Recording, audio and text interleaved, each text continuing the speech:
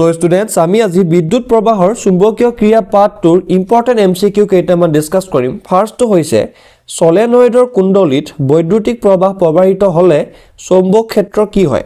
উত্তৰ হ'ব সকলো সময়তে একেই থাকিব। 2 নম্বৰ প্ৰশ্নটো হৈছে যে তলৰ কোনটো বা কোনবোৰ বস্তু চুম্বকৰ দ্বাৰা আকৰ্ষিত হয়? উত্তৰ কি হ'ব? আটাইবোৰ, ব্লু, ষ্টিল, নিকেল। 3 নম্বৰ প্ৰশ্নটো হৈছে চুম্বকৰ কেইটা মেৰু থাকে? উত্তৰ হ'ব দুটা মেৰু থাকে। 4 নম্বৰটো চুম্বকীয় মেৰুৰ বিপৰীত ইহতে পৰস্পৰক ডেছ কৰে, আকৰ্ষণ কৰে। চুম্বকৰ চাৰিওফালে যি ঠাইত চুম্বকীয় বল প্ৰয়োগ কৰে তাক কি বোলে? উত্তৰ চৌম্বক ক্ষেত্ৰ। চুম্বকীয় ক্ষেত্ৰ ৰেখাবোৰে চুম্বকৰ বাহিৰত কোন দিশলৈ গতি কৰি থাকে?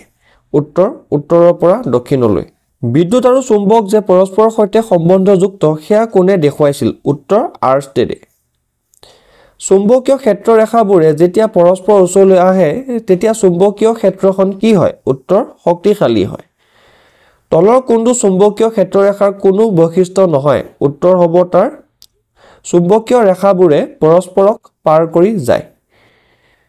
পৃথিৱীৰ চুম্বকীয় ক্ষেত্ৰৰ আকৃতি যেনেকৈ দেখুওৱা হ'ব হয় সেয়া কোনটো কাল্পনিক বস্তুৰ দৰে হয়? উত্তৰ চুম্বক দণ্ডৰ দৰে হয়। পৃথিৱীৰ চুম্বকীয় ক্ষেত্ৰৰ আকৃতিক যেনেকৈ দেখুওৱা হয় সেয়া কোনটো কাল্পনিক বস্তুৰ দৰে হয় কোৱা? উত্তৰ চুম্বক দণ্ডৰ দৰে হয়। পৃথিৱীৰ চুম্বকৰ দক্ষিণ মেৰুটো ক'ত আছে? উত্তৰ ভৌগোলিক উত্তৰত। পৃথিৱীৰ চুম্বকীয় ক্ষেত্ৰৰ ভৌগোলিক অক্ষৰ সৈতে কিমান ডিগ্ৰী কোণ হালি আছে? উত্তৰ 15 ডিগ্ৰী কোণ। তাৰৰ মাজেৰে বিদ্যুৎ প্ৰবাহ গৈ থকা সময়ত তাৰৰ ভিতৰত আৰু চাৰিওফালে কোন প্ৰকাৰ ক্ষেত্ৰ উৎপন্ন হয়? উত্তৰ হ'ব চুম্বকীয় ক্ষেত্ৰ। বিদ্যুৎ প্ৰবাহ নিজৰ চাৰিওফালে যে চুম্বকীয় ক্ষেত্ৰ তৈয়াৰ কৰে সেয়া দেখুৱাবলৈ তলৰ কোনটো সৰঞ্জামক ল'ব পৰা যায়? উত্তৰ কম্পাছক ল'ব পৰা যায়। মেক্সৱেলৰ সোঁহাতৰ বুঢ়া আঙুলি নীতি আন এটা নাম কি? আন এটা হৈছে মেক্সৱেলৰ কৰ্ক স্ক্ৰু নীতি। সোঁহাতৰ বুঢ়া আঙুলি নীতি কি কামত আহে? উত্তৰ চুম্বক ক্ষেত্ৰৰ দিশ উলিয়াবলৈ আহে। পোন পৰিবাহীয়ে কঢ়িয়াই লৈ যোৱা প্ৰবাহৰ চাৰিওফালে কোন প্ৰকাৰৰ চৌম্বক ক্ষেত্ৰ থাকে? উত্তৰ কেন্দ্ৰীভূত বৃত্ত। বৃত্তাকাৰ তাঁৰ এডালৰ সন্মুখ ভাগত থকা প্ৰবাহ দিশ যদি ঘড়ী কাঁটাৰ দিশত হয় তেন্তে পিছফালে থকা প্ৰবাহৰ দিশ কোনফালে হ'ব? উত্তৰ ঘড়ী কাঁটাৰ বিপৰীত দিশে হ'ব। কোনটো দীঘল কুণ্ডলীত আন্তৰিত তামৰ তাঁৰৰ বহুতো বৃত্তাকাৰ পাক থাকে? উত্তৰ সলেনয়েড। কোনবিধ পদাৰ্থই প্ৰবাহৰ চুম্বকীয় প্ৰভাৱৰ ওপৰত কাম কৰে? উত্তৰ বিদ্যুৎ চুম্বকে। কোন প্ৰকাৰৰ চুম্বকৰ স্থায়ী চুম্বক বুলি কোৱা হয়? উত্তৰ দণ্ড চুম্বক। বিদ্যুৎ প্ৰবাহৰ শক্তিক তলত দিয়া কোনটো বা কোনবোৰ কাৰকে প্ৰভাৱিত কৰে? উত্তৰ ওপৰৰ এটাও নহয়। বিদ্যুৎ প্ৰবাহৰ চুম্বকীয় প্ৰভাৱ কোনে আৱিষ্কাৰ কৰিছিল? উত্তৰ আৰ্মষ্টেডে। শক্তি কোনটো অংশত চৌম্বক ক্ষেত্ৰ উৎপন্ন হয়? উত্তৰ এ আৰু বি। চৌম্বক ক্ষেত্ৰত স্থাপিত প্ৰবাহক কঢ়িয়াই লৈ যোৱা তাৰৰ ওপৰত কাৰ্যকৰী বলৰ দিশ নিৰ্ধাৰণ কৰিবলৈ ফ্লেমিঙৰ কি নীতি ব্যৱহাৰ কৰা হয়? উত্তৰ ফ্লেমিঙৰ বাওঁহতীয়া নীতি। কোনটো সঁজুলিয়ে বৈদ্যুতিক শক্তিক যান্ত্ৰিক শক্তিলৈ ৰূপান্তৰিত কৰে? মটৰে। কোনটো সঁজুলিয়ে এটা বৰ্তনীৰ জৰিয়তে প্ৰবাহৰ দিশক উল্টা কৰি দিয়ে? ফলা আঙঠি। ফলা আঙঠি আন এটা নাম কোৱা? উত্তৰ হৈছে তোমাৰ কমিউটেটৰ। কমিউটেটৰ ঘূৰণীয়া আঙঠিৰ সৈতে সংস্পৰ্শ কৰাবলৈ আৰু লগতে মটৰৰ জৰিয়তে প্ৰবাহৰ যোগান দিবলৈ মটৰৰ কোনটো অংশ ব্যৱহাৰ কৰা হয়? উত্তৰ কাৰ্বন ব্ৰাছ।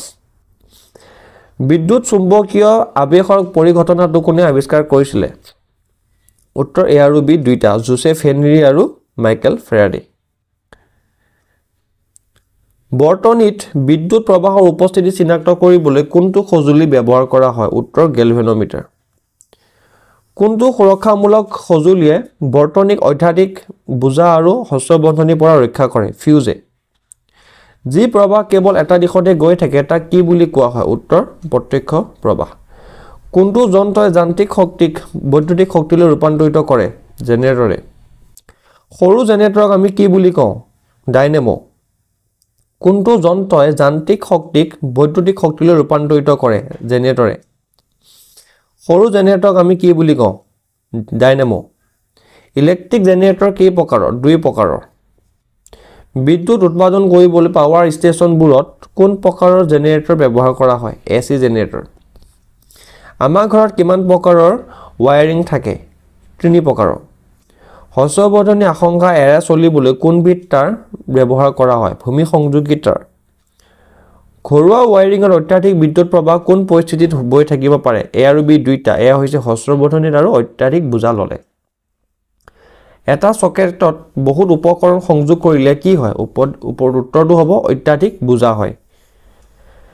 সজীৱ তাৰে উদাসীন তাৰৰ সংস্পৰ্শত আহিলে কি হয়? শস্য বৰ্ধনী হয়। চৌম্বক বল ৰেখাবোৰৰ দেশ উত্তৰ হ'ব কেতিয়াও পৰস্পৰে কটাকটি নকৰে। বিদ্যুৎ চুম্বকৰ সজ্জাৰ বাবে তলত উল্লেখিত কোনবিধ পদাৰ্থ আটাইতকৈ অতি উপযুক্ত? উত্তৰ হৈছে কোমল লো।